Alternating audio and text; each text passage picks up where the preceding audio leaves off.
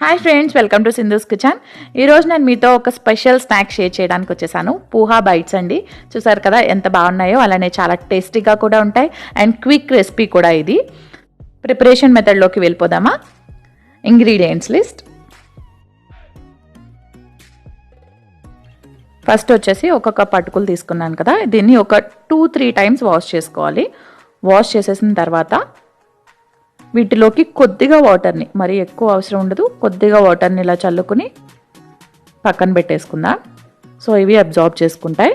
ఇప్పుడు ఉప్మా రవ్వ, సూజీ రవ్వ ఉంటుంది కదా, అది తీసుకున్నాను. ఇది కూడా ఒక కప్. ఇందులో 1 స్పూన్ పెరుగు, అలాగే అరబద్ద నిమ్మ చెక్క పిండుకొని ఒకసారి మిక్స్ చేసుకుందాం.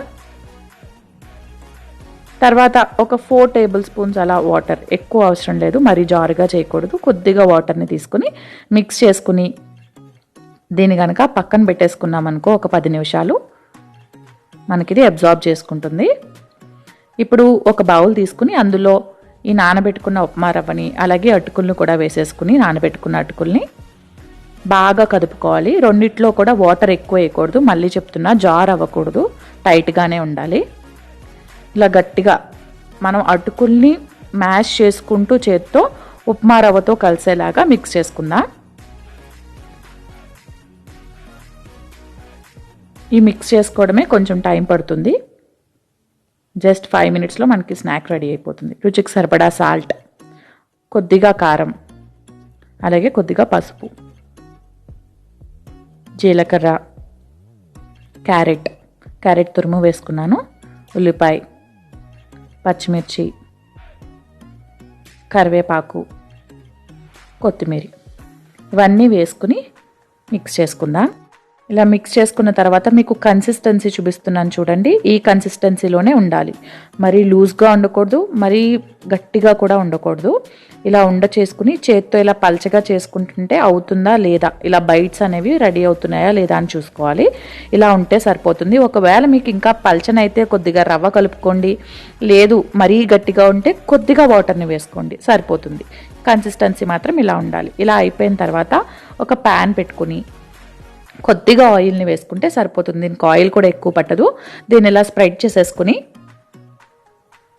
ఇందాక చూపించినట్టే చిన్న ఉండ, పెద్దవి చేసుకుంటే మనకి లోపల ఉడకవు, అలానే మరి లావుగా కూడా ఉండకూడదు. లావుగా ఉన్నా ఉడకదు, పెద్ద సైజులో కన్నా ఇలా చిన్నవి చేసుకుంటే బైట్స్ బాగుంటాయి, అలానే మంచిగా మనకి లోపల కూడా ఉడికిపోతుంది. ఉప్మా రవ్వ వేసుకున్నాం కదా, సో దల్సరగా లేకుండా మీకు కుదిరితే ప్యాన్ మీద వేసాక ఇంకా స్ప్రెడ్ అవుతుంటే చేసుకోండి, ఇంకా అవ్వట్లేదు అనుకుంటే వదిలేసేయండి. అంతవరకు ఎంత అయితే అంత కుదిరినంత వరకు మనం దీన్ని పల్చం చేసుకోవాలి. ఇలానే అన్నీ కూడా వేసేసుకుందాం. ఇలా అన్నీ వేసుకున్న తర్వాత లో ఫ్లేమ్లో ఉంచుకోవాలి, హై ఫ్లేమ్ పెట్టద్దు, ఉడకవు. లో ఫ్లేమ్లో ఉంచుకుని స్లోగా ఉడికించుకుందాం.